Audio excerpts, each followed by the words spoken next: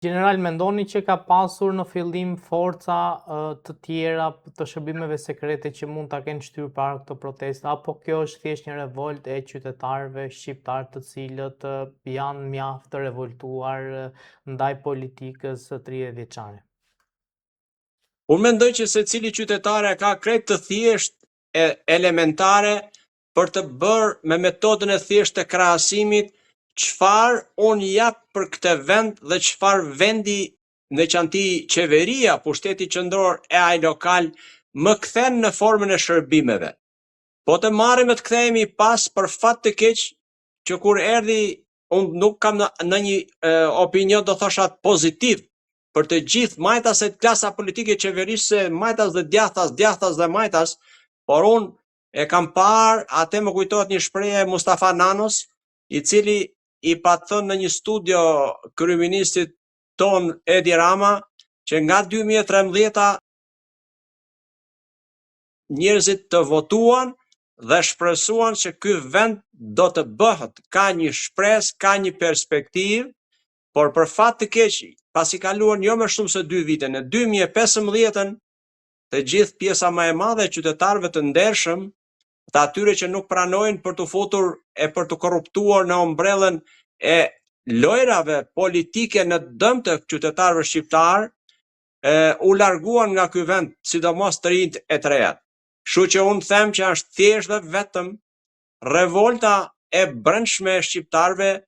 e të rinjve sidomos, por e të gjithëve deri edhe tek pensionistët, sepse sot thjesht dhe vetëm po të llogarisim kush është pensioni mesatar që merr një pensionist në Republikën e Shqipërisë dhe kush është kosto e jetesës që për 35 vite as e djatha, as e majta që erdhën në pushtet që ju besuam gjithçka, nuk kanë përllogaritur thjesht dhe vetëm kush është minimumi jetik në këtë vend, me çfarë mund të jetojë një pensionist me pensionin minimal apo dhe mesatarin që nuk e kalon 200 euroshin, kur dihet se me kalimin e viteve ankesat shtohen dhe ne jemi të detyruar për t'ju drejtuar shërbimeve shëndetësore, qofshin këto shtetërore apo private, që për fat të keq tonin nuk është se ndryshojnë shumë nga njëra tjetra, as nga shërbimi e as nga pagesa. Po të shkosh në spitalet private, thënë Zoti e mos i raf kuj por kur do të bjerë se s'ban, atëherë ata të srollasin në mënyrë krejt të lezetshme e të orientoj përfundimisht se ku është spitali privat, apo ku është klinika private, apo ku është farmacia private. Të gjitha këto vinë si rezultati mungesës së funksionimit të shtetit ligjor dhe të asaj demokracie për të cilën shqiptarët kanë luftuar shumë dhe janë përpjekur në maksimum.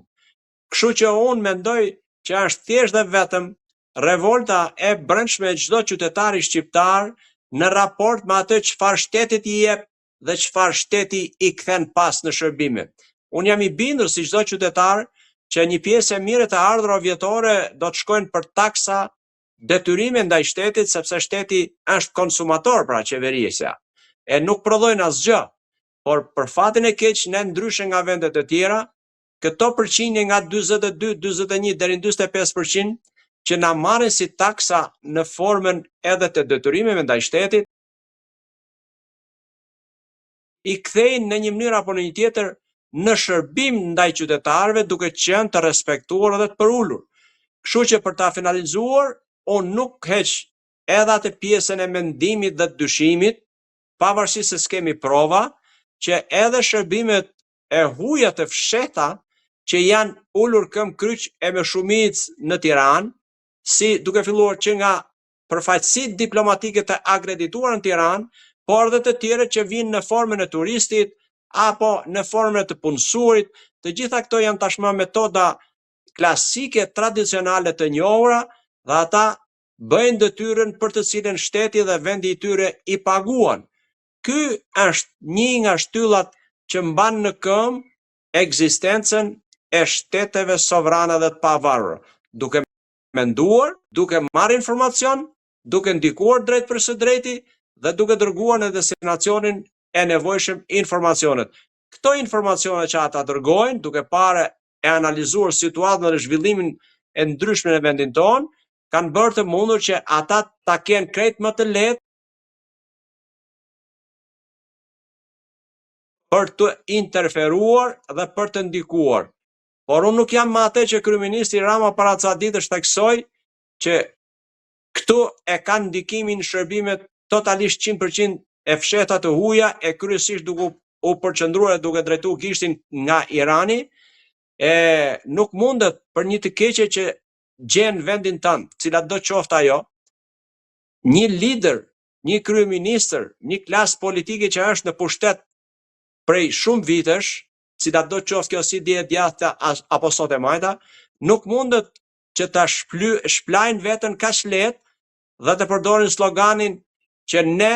duke futur veten në emër e duke folur në emër të partisë apo të popullit, të thotë që ne nuk kemi tradhtuar askënd.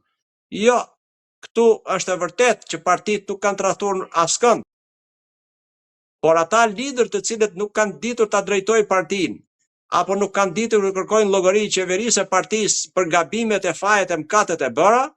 ata duhet marrin dhe përgjegjësinë për këtë. Edhe e kam thënë, e them dhe eri përsëris, që një kryeministër i cili do qoftë ai, që me strukturat shtetërore që ka, që mbahen me taksat e qytetarëve shqiptar, nuk arrin dot dhe arrin shërbimet e huaja të fshehta që të ngrejnë një protestë kaq masive në Vlorë, në Zvërnec, në Tiranë, Shkodër, qytete të tjera të vendit, atëherë nuk i mbetet gjë tjetër, ti kryeministri i kësaj qeverie veç se të kërkoj falje dhe të jap dorëheqjen në mënyrë të pa revokueshme për të hapur krahun që ky vend ka patur, ka dhe do të ketë mjaft figura e personalitete që do dinë ta drejtojnë këtë vend dhe të prosperojë e të ecë përpara si pjesë e ka hershme dhe ndër më të vjetrat e familjes së madhe evropiane. Kështu që unë mendoj, pa patur fakte, nuk mund të flasë një kryeministër. Pa patur fakte, mund të bëjmë analizë unë edhe ju apo çdo qytetar, por duhet jemi të kujdesshëm në pjesën e ngritjes së akuzave, cilat do qofshin ato. Akuzat ngrihen me fakte, jo me opinione. Ne me opinione mund t'japim e të bëjmë një analizë, e të nxjerrim një përfundim ai deduksion mbi bazën e zhvillimit të situatave. Por kurse si nuk mund të akuzojmë askënd drejt për drejti. Dhe nuk e kam bërë, nuk e mund ta bëjë, nuk mund ta bëjë askush që ta akuzojë qoftë dhe kryeministrin, qoftë dhe liderët të tjerë që janë. Por ata duhet bëjnë për ta lënë veten të lirë e të pavarur për të gjykuar nga strukturat e drejtësisë nëse ka patur vërtet, ka fakte dhe u përket atyre të hetojnë, të grumullojnë fakte e informacion dhe në fund le të gjykohen ashtu siç e meritojnë, por gjithmonë mbi bazën e fakteve. Kur flasin gjykatat, pra organet e strukturat e drejtësisë, ne të tjerëve na përket të heshtim. Nuk mundet kurse si një kryeministër që është përgjegjës, që duhet jeti përgjegjshëm për çdo qytetar shqiptar që ta akuzoj një protest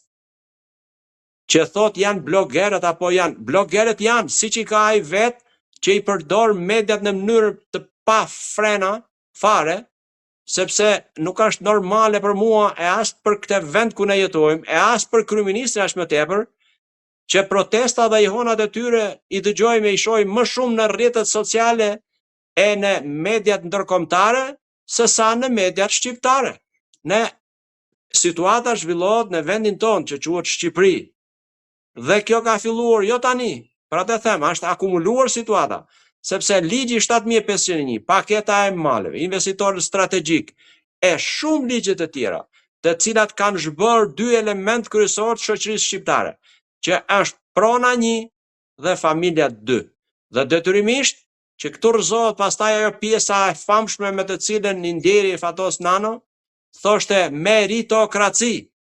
E kush e ka gjetur meritokracinë kur për fat të keq çdo gjë buron nga mendja e Edi Ramës dhe njerëzve që e rrethojnë, e ka shtrënguar mediat, e ka bërë më keq se në sistemin komunist që nuk guxon asnjë ministër, asnjë kryetar bashkie, asnjë i punësuar në zyrat e shtetit të jap një intervistë, të jap një opinion, të jap një mendim. Për çfarë? Dhe unë do të bëja thirrje socialistëve të ndershëm, edhe demokratëve të ndershëm. Tesra dhe ngjyra e flamurit të tyre duhet të jetë, si për gjithë shqiptarët, ngjyra e flamurit kuqe e zi. Partitë s'kan qenë, kanë ardhur, nuk do të jenë nesër. Shqipëria është, ka qenë, është dhe do të mbetet, do të jetoj. Pa çka, se sa për momentin, në këto 3 dekadat e fundit, 3 dekadat e gjysmë, për fat të keq tonin, në raport me çfarë duhet ishte realizuar, në raport me atë çfarë Zoti i Shqipërinë ka bekuar, në raport çfarë shqiptarët të shpërndar më shumë se 50% nëpër botë kanë sjell nëpërmjet remitancave në këtë vend, nuk ka asnjë arritje, do thosh. Unë nuk jam për t'i nxirr, por në raport me atë çfarë duhet ishte realizuar, jemi shumë larg të ashtu quajturës demokraci që do ta dëshironte secili. Dhe këtu kjo është e lehtë, se për fat të keq, në vend që ata që na përfaqësojnë, duke filluar nga parlamenti, me përbërjen e tij që është për të ardhur turp dhe jo për të na bërë krenarë, sepse parlamenti sotëm pas më shumë se 1 shekulli është në nivelin intelektual dhe të përgatitjes personale e profesionale shumë më dobët e më ulët në përfaqësim se sa ka qenë ai kur për herë të parë filloi punimet. Ne jemi krenar për ata, por nuk jemi krenar sot për këta të cilët marrin guximin, dhe unë nuk duhet ta pranoj vetë një njeri me personalitet e dinjitet, sepse unë i di kapacitetet dhe aftësitë e mia. Nëse më afrohet një detyrë, nuk mund ta pranoj nëse unë me dinjitetin, personalitetin dhe profesionalizmin, kualifikimet, arsimimet dhe gjithçka kam realizuar, nuk arrit dot. Atëre, si duhet ta pranosh? Unë e kuptoj që në çdo lloj kohë mund të blet një diplomë, mund të blet një pasaportë, mund të falsifikohen notat, mund të futet një mik për të futur në punë, por vendin e punës nuk mund ta mbaj askush, sepse do jem unë personi që do të përplasem çdo ditë me njerëzit, me komunikimin që është arti i veçantë për secilin funksion, me profesionalizmin, dhe do të më nxjerr zbuluar. E kjo është arsyeja që ata të cilët kemi në parlament nuk guxojnë të dalin të flasin, ose atëherë kur flasin, për fat të keq bëhen memo në rrjetet sociale.